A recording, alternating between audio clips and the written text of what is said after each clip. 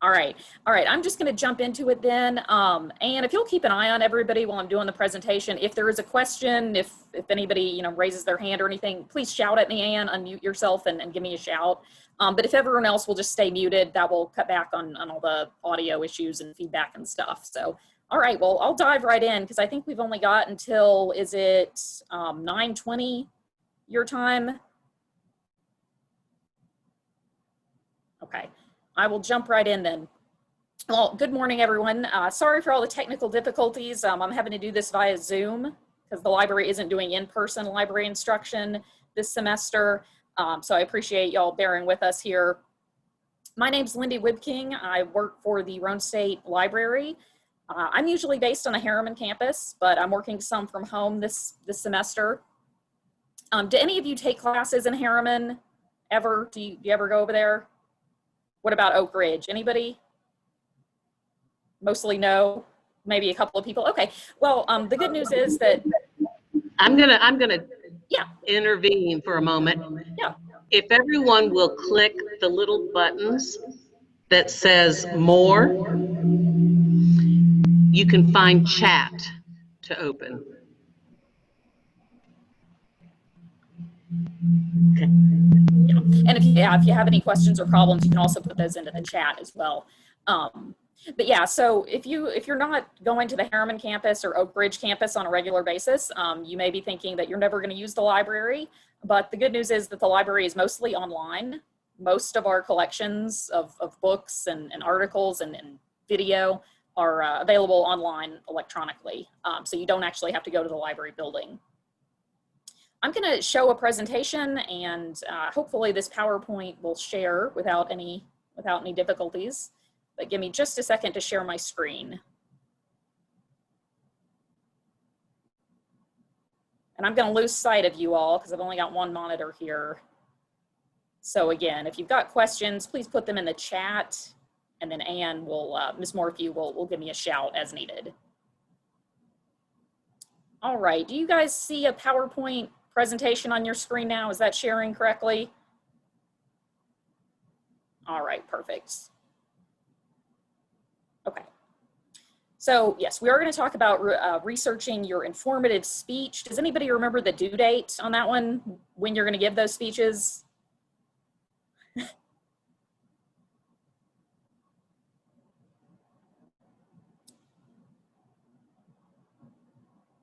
And Ms. Morphew, you may have to help us out here because, yeah, we're asking everyone to stay muted. So are these speeches due? Are they coming up pretty soon?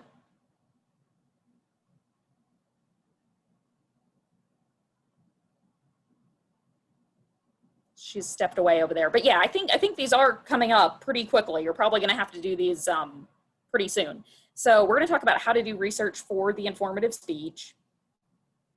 Just a quick overview of our session today. Introducing myself. There's my email address. If you need to get in touch with me later, it's right there. We're going to talk about the assignment details briefly, and then we'll discuss what you need to research for this assignment, how to conduct that research, and then we're going to touch on a couple other things, something called the CRAAP Test for evaluating information sources, and then I'm just going to very quickly show you the library website. So your informative speech for this class, I call it the local business speech. You all know that you don't have to pick a business necessarily. You don't have to pick a for-profit business. You may pick a nonprofit organization, a charitable organization, or some other kind of resource in your community, right? But for simplicity's sake, I'm just going to call it the local business speech. You've got to research that business and then explain how it benefits your community. Or the alternative to that is you can pick a business that doesn't yet exist in your community and then explain how it would be beneficial. And this is sounding familiar to everybody, right? Ms. Morphew, you've gone over the assignment in depth pretty well, right? The expectations.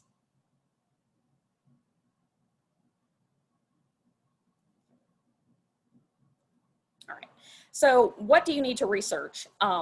You can't just, do a review of the business you've chosen. You're not posting a Yelp review or anything like that. So you don't want to rely entirely on your personal experience or personal anecdotes and opinions. That may inform your choice of business, So, you may pick a place that you love that's helped you personally, but you can't just write about how it's helped you personally or why you like it. So for example, there's a restaurant in Knoxville that I really like. If I were doing this speech, I might think, oh, I love this place. It's the best. But you can't just pick a place that you like and then talk about how great it seems to you, right? That's not gonna get you a very good grade. You don't want to just give your personal opinion about how the business has helped you. So again, you're not just writing off, you're not gonna just speak off the top of your head about a place that you really like. You also can't just talk about your community off the top of your head either. So if I were doing this speech, I live in Knoxville, I've lived here a while, I feel like I know quite a bit about Knoxville. I could probably guess the population, probably about 200,000. But you don't want to just give up and give your speech, again, off the top of your head. You need to find sources to back up this information about your community, right? So you've got to do research to find those sources. You can't just make it up as you go along.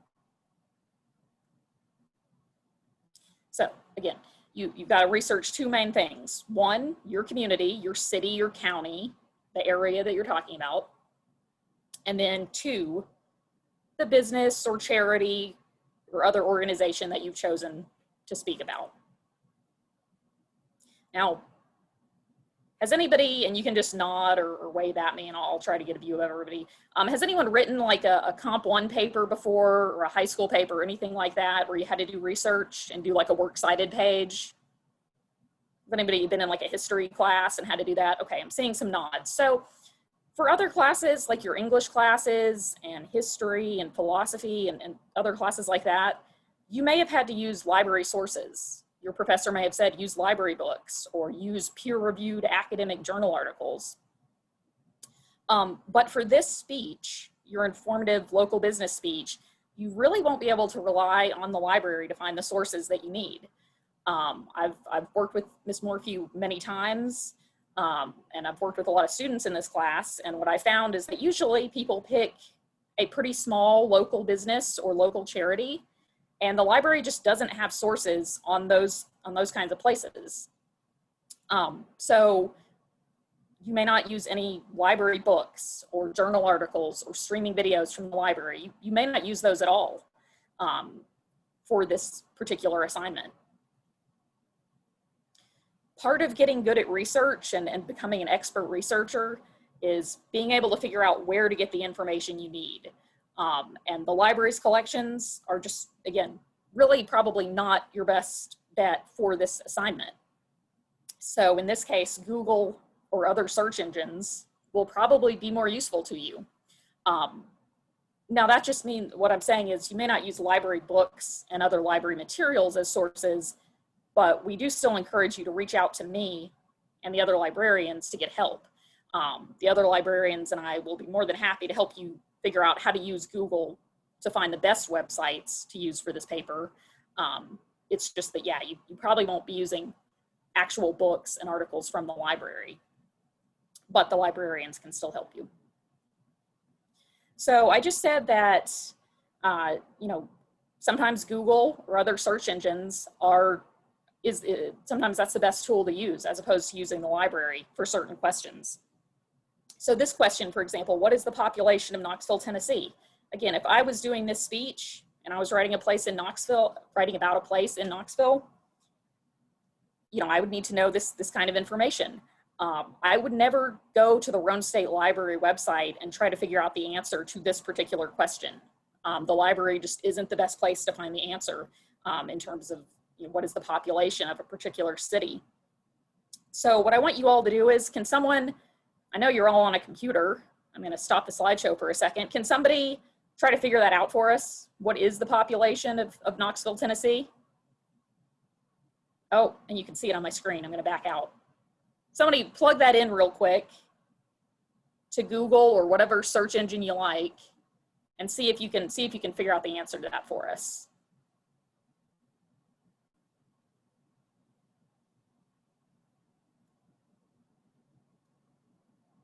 And then you can pop it into the chat.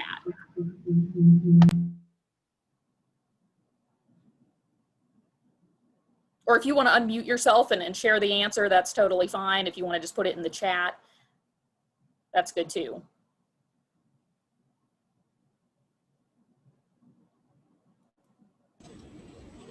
Lyndy, we've got a few people searching. Did you find? Okay. He was similar off the background, so I just went in that. What did you find out? 187,000. 187,000. You were a great guesser. Oh, Knoxvillian you. All right, excellent. So somebody found the right answer for us, and did you use Google to get to that answer? Or Bing or something else? Google? Google. All right, awesome. So I'm going to try to share my slide again. Get back to that point.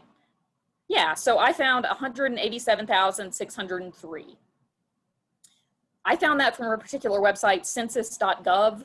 I'm betting you all have heard of the census, right? We've all seen those signs saying, fill out the census this year, fill out the census this year. So the best place to get information on population statistics is census.gov. Again, not from a library book or anything like that. So you can go straight to census.gov. I've found that students in previous semesters found that particular website to be especially helpful. It contains things like not just the population of a city or county, but it also breaks down that population by age groups, gender, how many veterans live in an area, how many people have college degrees or high school diplomas, how many people own their own home, all kinds of stuff like that. So you could find some potentially really helpful demographical information about the city or county. By the way, Lyndy, I just handed out that data sheet I had created, which includes a lot of that Pew and Gallup and the .govs and your site.gov thing. Perfect. Yeah. So yes. So Ms. Morphy's just handed you out something to give you an overview of what I'm talking about here, so you don't necessarily have to memorize this slide. You can also add. You can see it on your screen here. This tip for Google searches specifically, it only works for Google, not Bing or other search engines. But if you go to Google and you add site:.gov to your search, that will help you, that will limit your search results to just government websites. So if you didn't want to go to census.gov and try to drill down to the city level data, you could do a search, for example, Knoxville TN population site:.gov, and that took me straight to the page that talks about Knoxville. You could also find other government websites that way. Your city or county probably has an official .gov page, like KnoxvilleTN.gov also has a lot of information about the city. There's probably one for Crossville, Oak Ridge. Most cities or counties will have a .gov site. So that's another good way another good place to find information about your community. You can also look for local newspapers and TV stations. Local or, a state newspaper like the Tennessean would probably also be okay to use. You may find something helpful there, but in Harriman, I know there's the Roane County News. In Oak Ridge, there's the Oak Ridger, the Crossville Chronicle in Crossville, Knoxville News Sentinel, lots of different newspapers and also some TV stations. So if you're in the Knoxville area, WBIR, WATE, you could go to their websites and find the news articles there as well. So those are good sources for researching your community. Also, if you can figure out who the city mayor or county mayor is or someone else like that, an official in the local government, you could reach out to them, send them an email or call their office. That would be another great source for that community info. So that's researching your community. Now, in terms of researching the business that you choose or the organization, again, Google is probably going to be your best bet, or another search engine. If you haven't already picked one, you can use a search engine to try to figure out an organization to focus on. So I was thinking, if I was doing this speech, I might want to pick a nonprofit as opposed to a as opposed to a business or a corporation. So I used Google to look for the term Knoxville nonprofits, and I found some examples that stood out to me. So that's a way to brainstorm ideas if you're still stuck on the idea of if you're still stuck at the stage of trying to figure out a business or organization to choose. Does anyone have a business or resource already in mind? Have you already picked a place that you're going to talk about? Unmute and tell it. You got your You business? don't have to share what it is, but Go ahead and unmute and tell it. I'm seeing a few people nodding. So yeah, if you haven't already picked a place, again, use the search engine to try to brainstorm ideas about businesses or nonprofits in your area.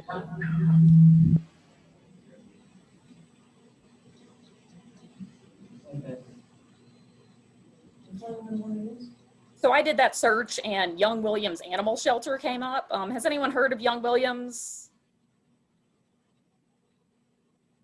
Okay, it's an animal shelter in Knoxville. So I just thought, okay, dogs and cats. That would be a nice thing to write about.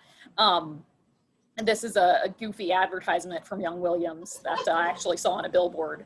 But anyway, Young Williams is an animal shelter. They take in strays, they do low cost spay and neutering and all that kind of stuff. So they're very beneficial to the community. And if I was going to research them, I would probably go to their website. You see it on the URL on this slide, youngwilliams.org. So on that note, we'll pause here for another quick activity. Can someone figure out and tell me how many animals did Young Williams Animal Shelter adopt out to homes in 2019? See if you can figure that out using Google or just going straight to the Young Williams website. See if you can figure out that answer. 2019, how many animals did they adopt out? Feedback. Somebody unmute and tell us.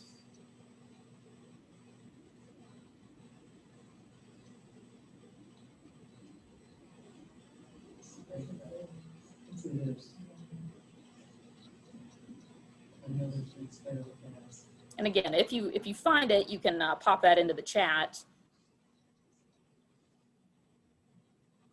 Or feel free to unmute yourself and shout it at us if you want to.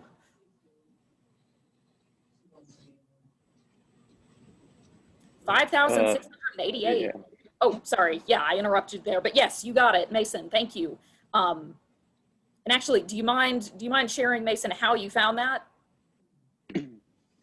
I just went to their website and then scrolled down and it said. There you go. Excellent. Yes. So close the chat there. Get back to where I was. Oh, there we go. So yeah, you just go to the youngwilliams.org website. And I think they may say that right on the homepage somewhere, but there's also a section called About Us. And then there's a statistics page with other statistics about how many animals they've returned to their home, like stray animals that they helped to reunite with their owners, number that they've spayed and neutered and all that kind of stuff. So there's good statistical information about how beneficial this organization is. So again, that's just from the website itself. You're not going to find that from the library. You're going to find that by going to the business's official website. So yeah, the official website for your organization that you've chosen, for example, youngwilliams.org, an official Facebook page or Twitter. If your business is really small, if it's a really small local mom and pop kind of place, they may only have a Facebook page. In this case, it's okay to use Facebook as a source. For most classes, most assignments, that's not going to be the case. So this is a rare time when I'm saying that Facebook or Twitter may be appropriate to use. You don't want to just find Facebook reviews that random people have written, but if you can find, official page for the organization, then you may be able to find some good info there. Like the Young Williams Facebook page lists a bunch of events that they do. So, these fundraisers and things like that could also be evidence of how they're beneficial to the community. And then again, local news articles. If there's a newspaper in your area, you can go to their website, search for your business or organization. So, you know, there's 3 sources right there for Young Williams, if you were writing about that. The last one, I don't have a screenshot for it, but a personal interview. Again, this is a great way to find information. So when you're researching your community, you could look for somebody in the local government to talk to. When you're researching your business, you could try to contact, you know, a manager or an owner, or even just an employee of that business potentially. But if you can find someone to talk to, there's a way to cite that in MLA. If you need help, I can help you figure that out, but there is a way to cite a personal interview, and that can be a fantastic way to get information. And that's going to show that you're really going above and beyond, you know, not just grabbing stuff off of a website, you know, actually talking to someone and making a personal connection. That's a fantastic way to get more information. If you prefer to start out by trying to email somebody instead of calling, or even if you want to call, this here on the screen now is sort of a script for what you could say.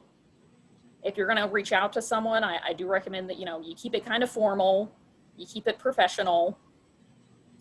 And I recommend that you do a little prep work before you try to interview anyone. You know, don't just call someone up if you have no idea what their business or organization is all about. You want to do a little research beforehand. If there are some easy questions that you can answer on your own, you know, try to do that first, and then you can talk to someone in person or through email and get more in-depth information that way. And I think Ms. Morphew, Ann, is this available in Momentum somewhere? I think it is.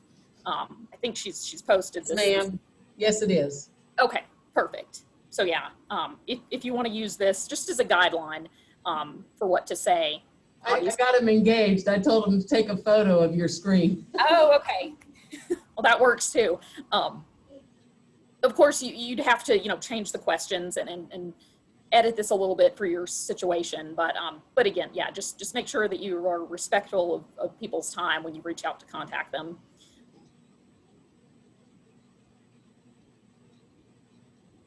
All right, and this is moving us on to the CRAAP test. But before I explain what the CRAAP test is, I'll pause for just a little bit. Does anyone have any questions, concerns at this point? Clarifications for your topic? We're good. All right. So yeah, I'm just going to give you a quick overview of something called the CRAAP test. I don't want to overload you with information, and I know this is a shortened class period. But the CRAAP test is, I think, going to be very important further on in the semester for you. I think it's going to be much more applicable to your persuasive speech. For the informative speech, it's not quite as applicable, really. I mean, you want to make sure that you find good sources, but if you follow the guidelines that I just talked about, I think most students are usually able to find good sources for their informative speech pretty easily. The CRAAP test is a tool that some other librarians and teachers came up with to help students figure out how to evaluate information. So have you all heard from your professors that you need to use good, reliable sources?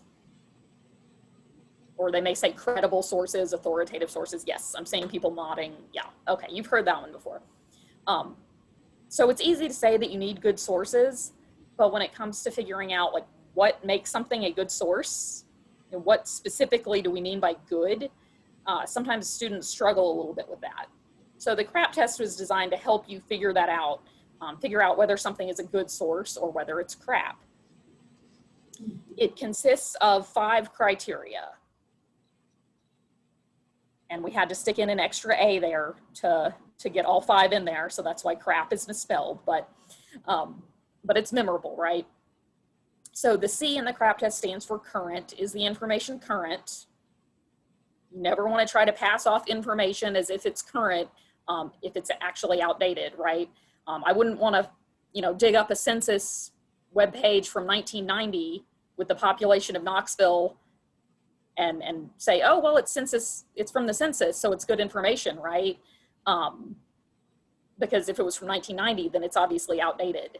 The population has changed. So you want to look at the date on information sources. and make sure it's as up to date as possible. The R in the CRAAP test stands for relevance. You want to make sure that your sources are on topic, right? You also want to check and make sure that they're addressed to the right audience level.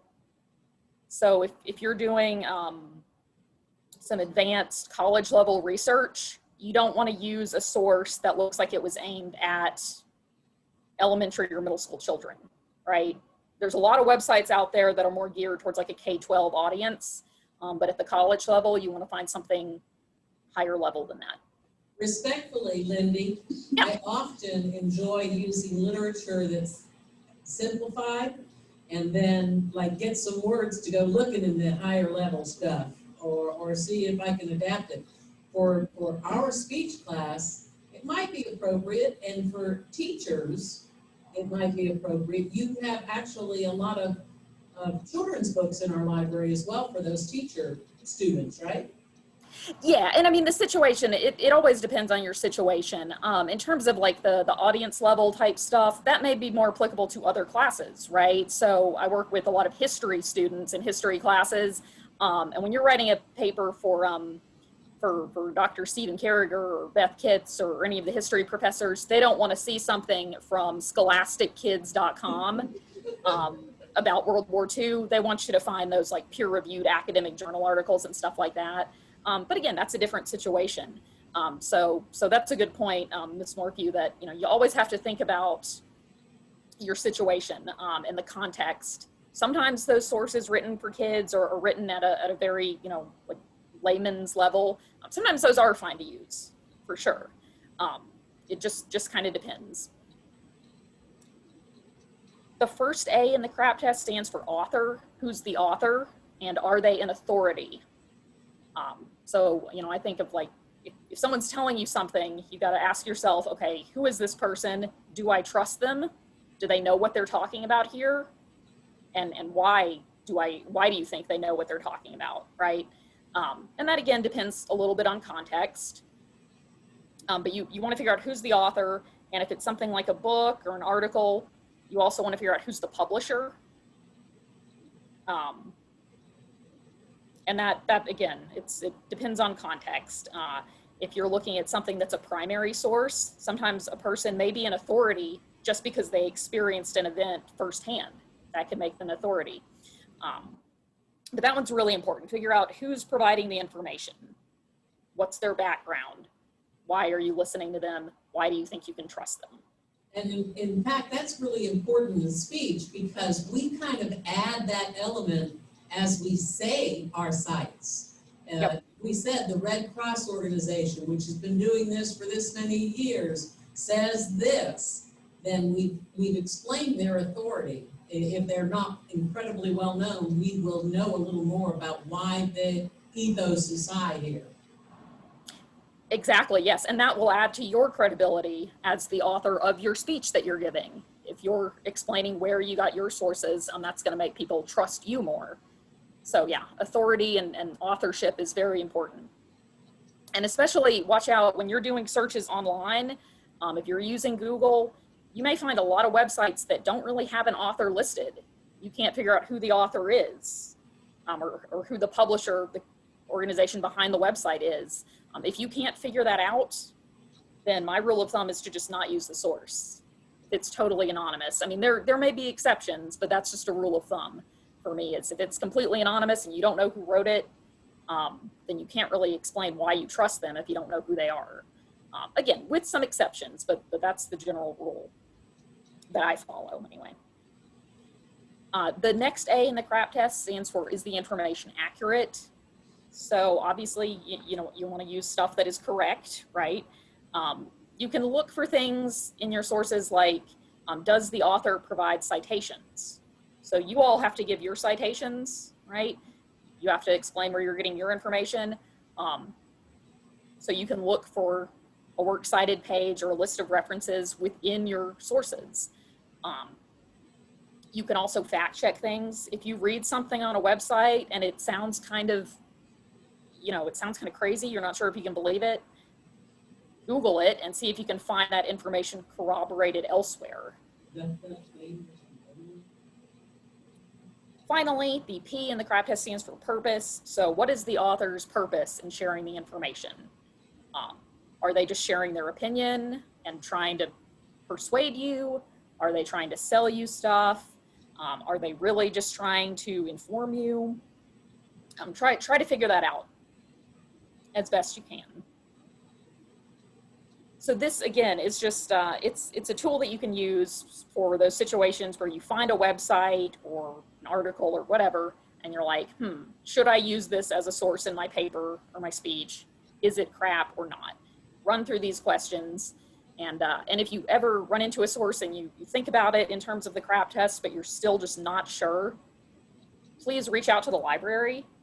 The other librarians and I will be happy to help you with this. I enjoy questions like this, trying to figure out if something is okay or not to use. So just give us a shout if you're ever in doubt. And keep in mind that, again, moving on through the semester and on through your college career, a lot of the stuff that you find through Google is going to fail the CRAAP test, a lot of it. So be very careful about the sources that you use. Any questions about the CRAAP test?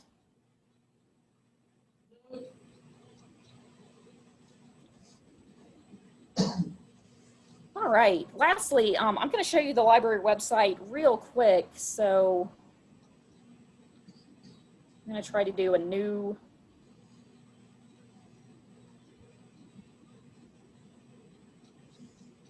share. Give me just a second. She showed me how to do that last time we met. Let me pull up Firefox. Has anyone used the library website before or anything? No. Okay, good. Well, that way you're not going to be seeing something that you've seen before. I'm going to show you something new. All right, let me get Firefox shared. Maybe. Okay, do you see a browser now, roanestate.edu homepage? Excellent, thank you. Thumbs up. Okay, so the Roane State homepage, I'm sure you're all familiar with that. If you go there and you search for library, There's about 4 ways to get there. the library is the first result, obviously, when you search. The formatting on the page looks a little weird now because I've shrunk my screen. But this is the library homepage. And I'm going to scroll down real quick and just show you this tool called the One Search tool. If you go to the homepage, this gray search bar called One Search is one of the first things you notice. And most students just jump in and start searching in One Search. You're welcome to do that for whatever your topic is. I recommend keeping your searches in One Search pretty broad. And then you can use it to find things like books, articles, video. I usually use it to find books, which can be great sources. But if you do a search for something broad, like I just did the term animal shelter, you may be overwhelmed with results, over 100,000 results. So what you can do is go over to the right-hand side and use these limits on the right-hand side to refine those results and narrow that down a little bit. So again, I like to use One Search to find books. If I limit these results to just book results, then that takes us down to only about roughly 300 results. So that's a lot more manageable. So again, later on when you're doing research, maybe for your persuasive speech or something like that, you can use One Search to try to get started. Again, I recommend keeping the search terms broad and then maybe trying to find a book or two. If you scroll through here and find something that you're interested in using, you just click on the title to learn a little more about it. Most of our stuff is going to be electronic and say that it's available online, have online access. So then you just click on the link to the database that contains that item. So I'm not going to actually log in and open this ebook, but you would enter your credentials there and you could just start reading that book online and use it as a source. You can also sign in to your library account up there in the upper right-hand corner of One Search. That's mostly if you're trying to use print books or other like physical items like DVDs.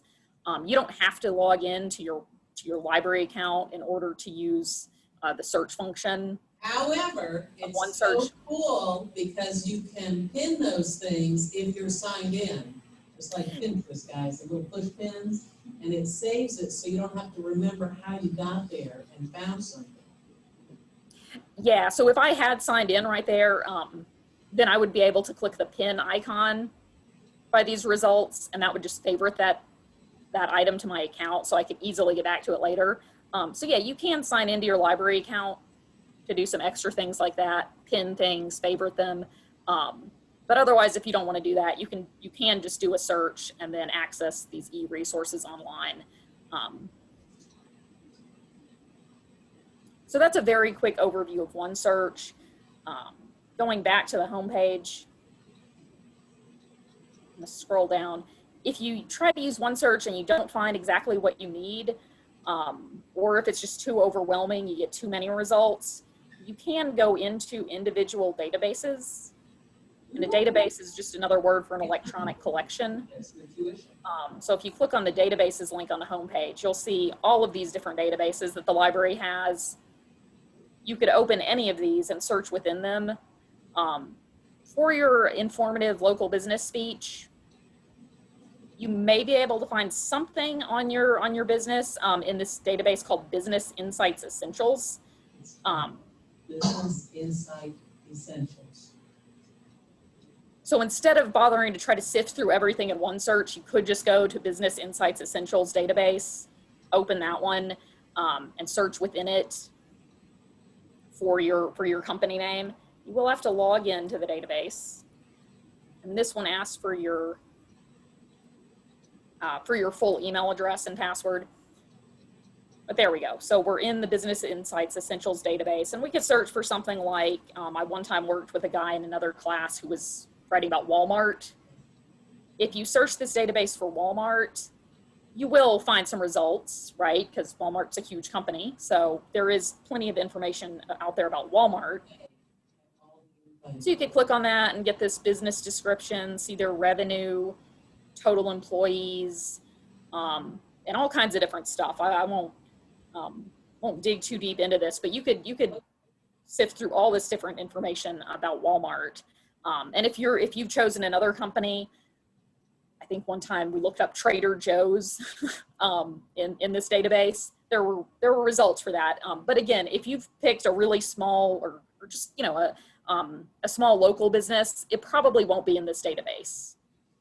Or if you've picked a charity or another nonprofit, it's not going to be in this database. But for those of you who are thinking, maybe a medium-sized or a large corporation, you may be able to find some good stuff if you go into this Business Insights Essentials database.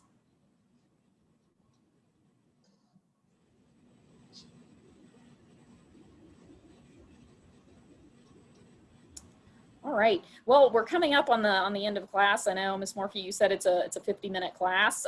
So I'll stop my screen share here. Does anyone have any questions, concerns? What's your topic? Do you feel like you'll be able to find the sources you need for the informative speech, first of all? Oh, yeah, okay, we've got the Healing Hooves charity that one of our guys works with. Nice. He's probably gonna do interviews. Yeah. Excellent. Yeah, and you were just doing Walmart's big corporation, but you can contrast that with your local smaller organizations and even ask the intelligent question. So how many people do you employ in general? What do they make? And you can compare that to the larger organization. So I don't know if charities are in any kind of a database, are they? No. That's again where you're going to want to find their official website and talk to somebody who works there, that kind of thing. Any further questions? All right, I would like you to go into chat and type Lyndy a message, something that you've gained that you might be able to use or something that you're going to try. Even if it's like, I'm going to chat you today, look for it, because the librarians actually have a chat link and they can and have worked with students back and forth through that. So go ahead and send her a message with something that you think you've gained or that you're going to use or you're going to try. And Lyndy, as always, bless you. We will see you at, we have what, 10 o'clock class? 11 your time? Oh, I didn't have that scheduled for today. We have 3 classes today. I'm so glad I said that. Oh, I actually have a meeting. I didn't see on our email where we were figuring all this out. I only had 8:30 for today. So I can't do those 2 today. You're about to get something in your email that's the recording from this session. Please send it to me. Okay. All righty? And All right, I can do that. I do have a scheduled.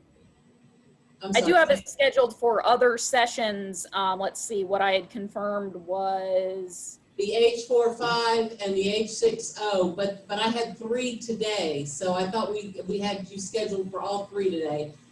So send me this this Zoom recording, if you will. okay.